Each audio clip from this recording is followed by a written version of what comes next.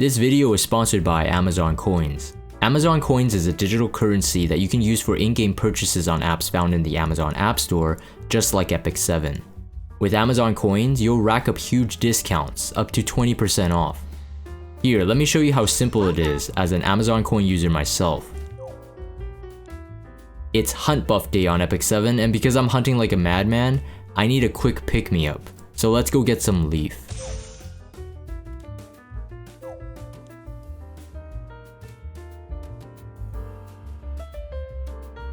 And there you go, as simple as that. Amazon Coins are currently available in the United States, the UK, Germany, France, Japan, Italy, Spain, and Australia. Use my link found in the description below to support me and the channel while getting these great discounts in your next in-game purchase. The link will also provide you with step-by-step instructions on getting the Amazon App Store and Epic 7 installed on your device. Hey guys, welcome to another session of Epic 7. This is going to be arena showcase and build showcase for my Yulha. I have actually lost to a Yulha in World Arena, which gave me an idea on how I would potentially use her in World Arena. So I'll share those, at the end of these arena fights, and of course her build. But hopefully you guys enjoyed the fights. Alright, so let's do this. So arena with Yulha. First one, pretty bare bone basics. There's no attack buff on the Hwayoung, so really can't see Yulha's full potential. Looks like that Bellion is also a base speed Bellion. Seeing that speed, as I'll show my stats at the end of the video, as I usually do in these showcases. Mine is like pretty much more or less base speed anyway, so I think that Bellion is probably a counter base speed counter Bellion. The Dilibet's a no-brainer here. We got the cleanser, and we got ways to kind of proc some kind of counters for my Lionheart. My Lionheart would do a lot of cleaning up. But with Crow protecting Yulha against Hwayoung and Yulha herself both having true damage, this team outputs a lot of damage against these kind of like bulky anti-cleave comps. Arguably, like you could say like cleaving would be easier for these, and I definitely think that it probably is to some degree, if you could pull off a cleave. But of course this is a Yulha showcase, so I was actually, I brought her into one fight and I was like, wow, actually she does really well with some like core heroes to support her. This showcase will be all the same supporting heroes, so like just saying that, just kind of showcasing these into the meta defense, these 4 heroes, pretty strong. I think I had one failed fight where I had my Yulha on Elbrus and it procced Rimuru early because Hera didn't strip my immunity, and then I lost that one. So actually in one of the fights in between here, I'll probably switch out of the Elbrus, and I'm on Holy Sack right now. I'll explain the Holy Sack one. I would say if you're going to use her in RTA, probably use Holy Sack, but I'll explain it when I talk about her Theorycraft in the builds. So again, we had the Politis, we already procced Rimuru, so that was the Elbrus proc right there, as you can see. So right now I got, pretty much 2 sources of true damage. We don't want to kill the Hwayoung, want to leave her last, although we could have did some chip damage to Hwayoung. But just keep in mind how Yulha's kit works. So she does do some damage, as you see there on the Hwayoung, and almost did half of her HP. If you didn't catch that, go back. The 30% reflect. I think the 30% reflect was absorbed into the Para though, I didn't really notice it. But you see the malicious intent, or is that even, what is it called? The passive proc? That was pretty cool, right? Getting that barrier. So the barrier that she procs happens before you Bury's Tooth. So Hwayoung, unless she does like purely 30,000 plus damage, like after attack buff, does more than that, I mean, you're not gonna kill a Yulha, like ever, at least from a Hwayoung standalone. Can you even reach me? Here I go. So of course with Vigor buff only giving you 30% attack instead of 50% attack from attack buff, of course the Yulha will be safe compared to Para defense. Malicious intent, yeah, it is called malicious intent, right? Yeah. That is like a non-attack skill. So that procs Politis, but then that also procs Lionheart. So I really like that kind of interaction, at least with this comp. This Rimuru I think does proceed to kill my Crow because they do have enough buffs. Yeah. But it's okay. At this point, it's pretty much over. We got Dilibet's S3, which mine's on Portrait, 315 crit damage. You can see all my builds in my Resolution Season build video that I released a week ago. All these builds are pretty much the same. Yulha is the newer one, the newest one that is. So here, like, you know, just again using Yulha into Hwayoung. So I decided not to S1 to Hwayoung instead. Rimuru's already out of steam anyway. He already did S2, S3. So on a defensive team, that means that the game is over. There's most likely there's no way he could carry the team to win from this point. So slightly a bit slower here. We got a couple more turns. The anti-crit working there. But Lionheart is you know, free S3 twice at least in an ML Lilius comp. Didn't even kill them, but whatever. Just a little slap.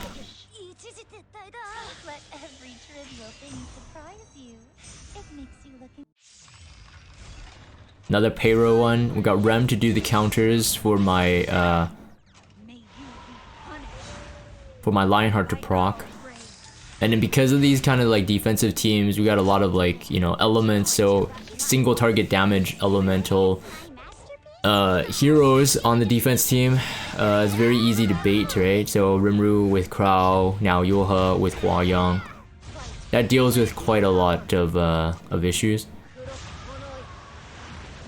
But I gotta get my Crow higher HP. I think Imprints is the last resort, or just way better gear.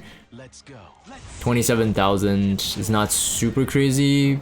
I would say it's average. Anything higher than that is like you've got Imprints, you've got like way better gear. So yeah, Hwayoung, I've experimented, at least with Aureus, like she can never die. At least from an attack buff Hwayoung.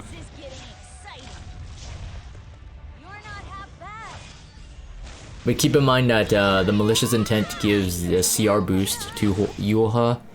So up to 30%. Mine is unmolded at the moment though, so it's 20%.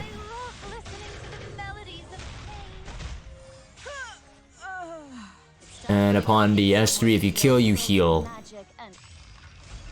I'll most likely mention this a lot, but I kept on like considering her role in the meta, including World Arena. I think Yulha is less of a Crow, or should be thought about less of a Crow, and more like a Dark Corvus.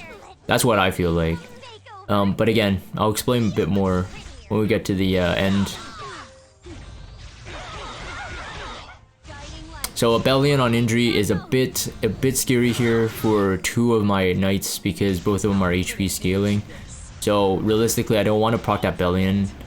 As much as possible, I don't want to proc her. So I want to proceed to kill her off as fast as possible. So right here, I was just debating, do I even need a defense buff? But no one really needs a defense buff at this point. So we're gonna try to kill the Abelian off, as that's the highest priority. That injury will hurt us more than anything else in this team.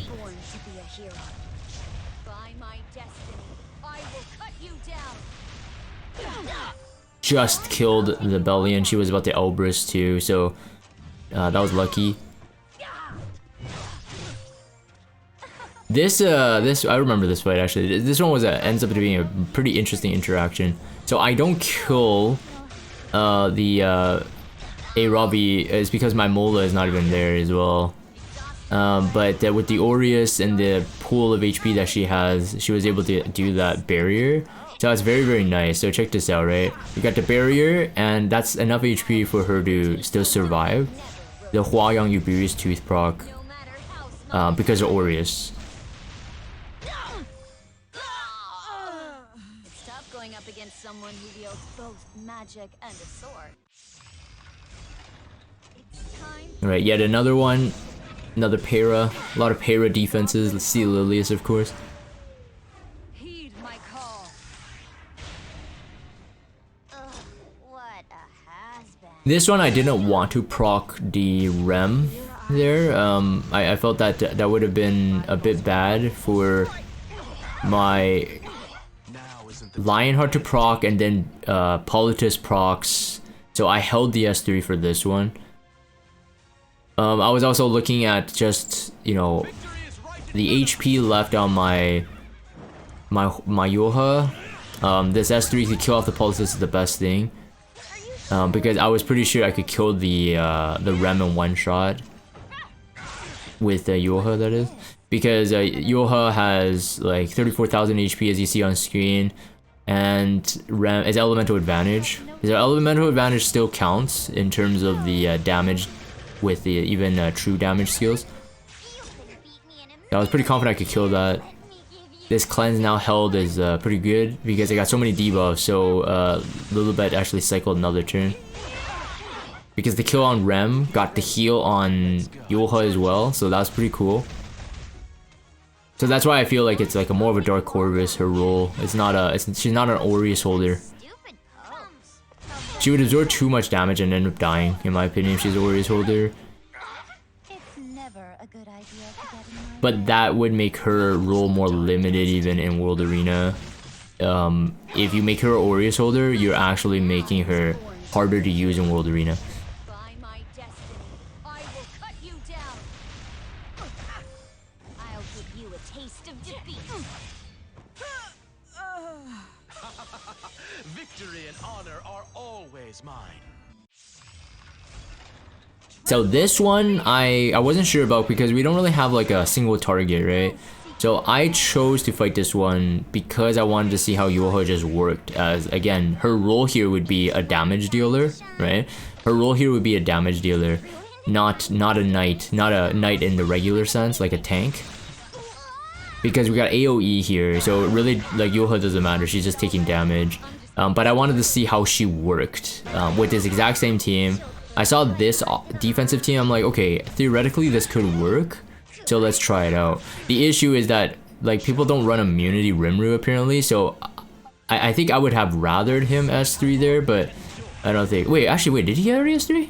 I guess he did. No, I don't think he had immunity, I think that was the issue. I actually ran into a lot of non-immunity Rimrus. Which, like, having to reset on a defense team, I don't know. And they run a like a debuffer, right? So it feels like it's weird. Like, Lilibet can reset him and then he doesn't really do his job. So that was kind of a weird thing I realized, and it's just recently. He used to have immunity. Most people used to have him on immunity, and he's not anymore, which is weird to me. So yeah, this part was kind of bad too, right? Because mine is so slow. The redirected provoke is kind of cool too, because if she's a damage dealer and you build her like mine, you would want her to be highest HP anyway. So she takes away the damage from others, right? Instead of feeding it into another knight.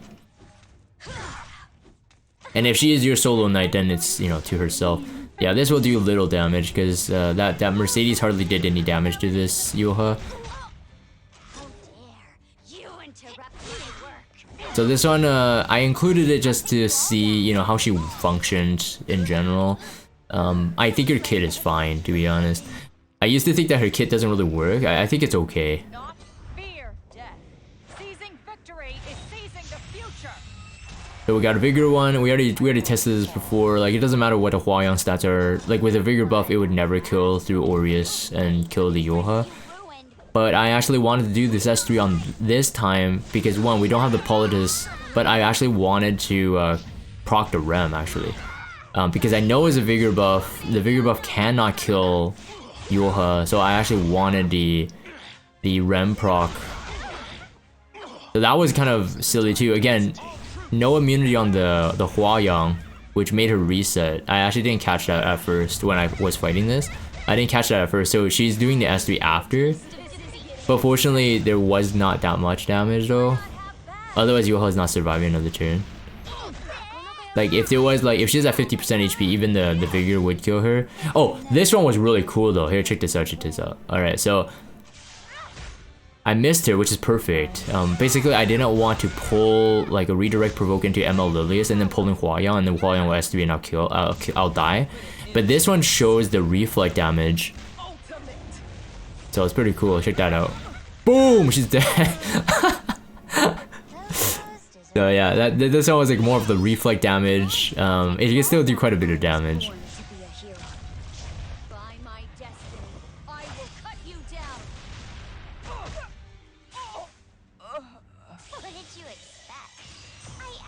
genius responsible. Alright, so hopefully those fights are inspiring. Maybe you build her for Guild War, maybe you build her for the current arena meta. Not quite sure, but before we get into the build and my discussion on the Theorycraft I have her use in World Arena, I want to thank my Patreon supporters supporting me monthly. Azura, Deekboy, Kariha, Stone Thunder, Torenby, Potatoes, Silly, and Jay Zito. Thank you guys for supporting me month on month. If you guys are watching this and you want to support me through that avenue, definitely check it out in the link down below just to see what I have to offer, alright? So let's get into the build right now. As you saw in the fights and as I was explaining it, I had her on Obris Ritual Sword because it's kind of cool to get the redirected provoke, I suppose. But for at least Arena, I think Holy Sack probably lower RNG because it's controllable and then you have the chance of actually proccing. Now I do have a Holy Sack plus 30. It is on my ML closet for World Arena. So this will have to do for now. Plus I don't think I'll be using her a lot. And in the case that I want to use her, I feel like she's pretty secure. She probably won't need the Holy Sack. The reason why I put her on Holy Sack and why I even built her in the first place and why I even pulled for her, I was actually going to skip her entirely.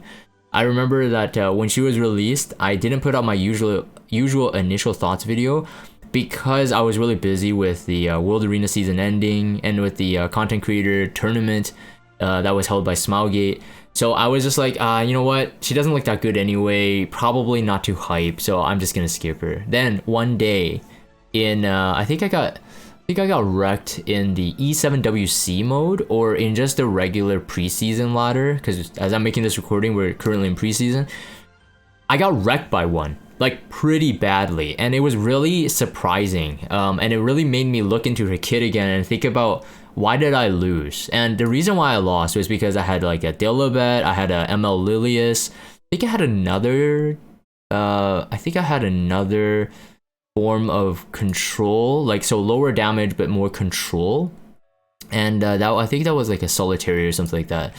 And so she was like wrecking house, right? Because she has her own self cleanse.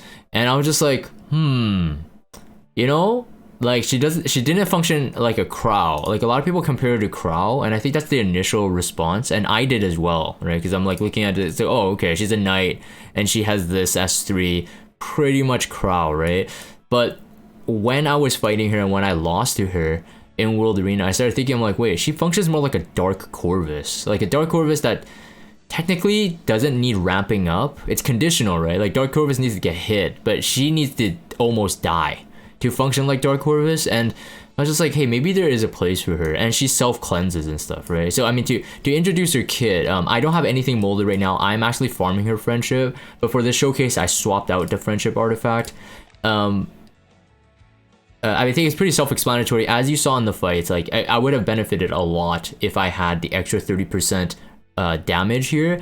Now I don't think the turn cooldown really mattered, but in the fight where I lost, I ended up being like a 2v1, like my ML Lilius with Dilibet, right? And I thought I could win, but then she one-shot my Dilibet because the right conditions, you can't silence her, right? Like you can't silence her. Once you hit the threshold, she cleanses and she one-shots, and then it was ML Lilius versus her. And then I couldn't kill her no matter what, right? Because she would have had her passive back, so it doesn't matter. You know, as soon as she hits the threshold, she cleanses CR boost, she gets a turn S3, I'm dead. So it was like a really like eye-opening thing for me. So I think for players who draft against you, if you have Yulha built, players who draft a lot of control, low DPS, so Angel like paired with like a C Lilius, and you kill off like a squishy DPS on their side, I think she has the chance to actually just solo. Especially with the new Frenzy, the total HP does not get cut down as much. So like there's a couple of checks you have to kind of bring her into in World Arena. One is that obviously you can't have anyone with Extinction. In case you run her on Holy Sack, you can't have anyone with injury. Stuff like that, right? But for debuffers that are not able to like just like, you know, take her out in like one shot, she has in my opinion, has a pretty decent role. So I myself, like once I have her friendshipped, and you know, depending, I might actually draft her in World Arena. I can actually see myself using her. If I used Mort in one of my tournament wins, I think I can use her in a last pick scenario. Again, those are my ideas of how I would probably use her. So, you know, if that inspires you to think about it, definitely consider that. But anyways, so this is penetrates defense. It does ignore damage share. All right, so it is, in a way, it's better than Crow. But if I remember correctly, her mods for the S3 is not as good as Crow. So it's not like a 1-for-1, whereas Crow is almost like a 1-for-1 HP loss, and then on top of that elemental advantage, and on top of that a bit of an attack mod, I believe that's how he works. I think she has like almost like an 85% only of her total max HP loss. So like if I had like 1 HP, I wouldn't be doing 34,000 HP like damage, that is. And of course, like I said when I was fighting that Rem, there's an elemental advantage still to these type of skills, and disadvantage of course. If you miss, you don't do as much damage, right? So yeah, but if you kill, you heal. So I feel like in my way of using her, at least my Theorycraft, is that, you know, having her at she's not on a speed boot. Having her kind of slow is okay, because in the fights you want to go into, you want to ensure the one-shot kill. She has something that Crow doesn't have. Crow can't heal, right? So like, you know, ideally it's like, oh, 30% CR boost on such a low speed hero is still pretty good. So let's say you at 50% CR and there's like a Sea Lilies at 300 speed, right? He's at 100 CR, or she's at 100 CR. She somehow procs you. Your 30% cut, if you max this, will get her the turn before Sea Lilies loops again. So like even if you have her at this like 145, let's say 150 speed, it's still decent with a 30% boost. So you would have to +5 this. If you were going to take her seriously, you had to +5 this. When attacked by a single target attack, it reflects 30% damage suffered to the attacker. So in that one fight where Hwayoung melted herself when she was half HP, that made sense, right? I think she was attack buffed even on that turn, or even if it wasn't, it was definitely enough to kill her. Reflected damage cannot be higher than the caster's max health, and that's fine, because, you know, that's how normal reflex mechanics are. After being attacked when health is 30% or less, dispels all divas from the caster, activates murderous intent, effectively activated once every 5 turns. So this was the thing, like when she 2v1'd me in World Arena, my Lilibet and my Sea Lilies just did not do enough damage, right? So getting 5 turns back for her was pretty simple. So she got the S3 again and killed my Sea Lilies at the end.